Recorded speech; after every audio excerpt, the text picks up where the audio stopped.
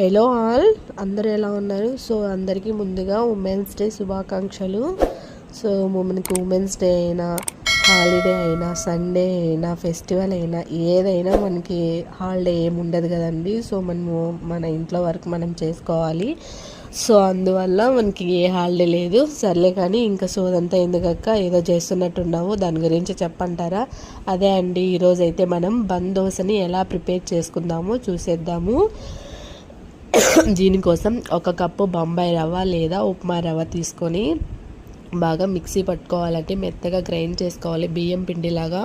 ఇందులోకి ఒక పంచి బంగాళదుంపను తీసుకొని పీల్ తీసుకొని ఇలా నేను చూపిస్తున్న విధంగా ముక్కలుగా కట్ చేసుకొని మిక్సీ జార్లోకి వేసుకోవాలి. మీరు చిన్న సైజు బంగాళదుంపలు అయితే 2 వేసుకోవాలి, పెద్ద సైజు అయితే ఒక బంగాళదుంప అయితే సరిపోతుంది. సో నేనైతే ఇక్కడ ఒక్కటే తీసుకున్నాను.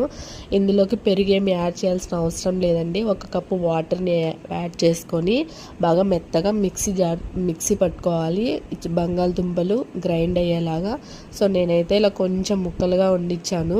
మీకు ఎలా కావాలంటే అలాగా కొంచెం కన్సిస్టెన్సీ మందంగా ఉండేలాగా చేసుకోండి. ఇందులోకి మనం పచ్చి బంగాళదుంపని వేసాం కాబట్టి వెంటనే కొంచెం సాల్ట్ వేసి బాగా మిక్స్ చేసి ఒక 5 minutes పాటు నానబెట్టాలి.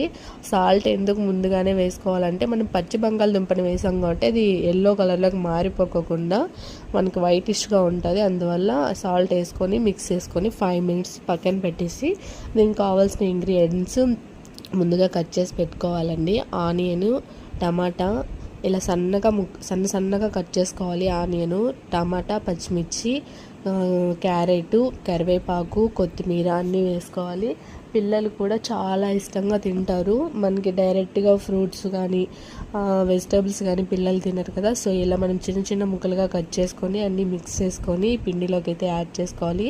అలాగే ఇందులోకి ఒక స్పూన్ జీలకర్ర కూడా వేసుకోవాలి. మీకు కావాలంటే వేసుకోండి, లేదంటే స్కిప్ కూడా చేసేయచ్చు. సో దీంట్లోకి వంట సోడా కూడా వేసుకోవాలి కంపల్సరీగా. వేసుకున్నాక బాగా మిక్స్ చేసుకోవాలండి. మనం కంపల్సరీ వంట సోడా అయితే స్కిప్ చేయకండి, ఎందుకంటే మనకి దోశ బండ్లాగా బఫీలాగా రావాలంటే, బాగా పొంగాలంటే వంట సోడా కంపల్సరీ వేసుకోవాలి. సో బాగా మిక్స్ చేసుకున్న తర్వాత మనం ఒక స్టవ్ ఆన్ చేసుకొని, మనం పెనం ఉంటుంది కదండి, ఏదంటే పోపు పెట్టే పెను ఉంటుంది కదా, అది గుంతలాగా ఉంటుంది. సో దీన్ని తీసుకునేసి ఇందులోకి ఆయిల్ని అయితే వేసేసి 2 spoons బాగా వేడైన తర్వాత మనం కలిపి పెట్టుకున్న పిండిని అయితే ఇందులోకి వేసుకోవాలి. బందోసలాగా అంటే మందంగా వేసుకోవాలండి. పలుచగా కావాలంటే మనం మామూలుగా దోశ పెనం పైన దోశ ఎలా వేసుకుంటామో అలా వేసుకోవచ్చు. కానీ ఇక్కడ మనం బందోస అని చెప్పాము కాబట్టి మనకి బఫీగా మందంగా రావాలి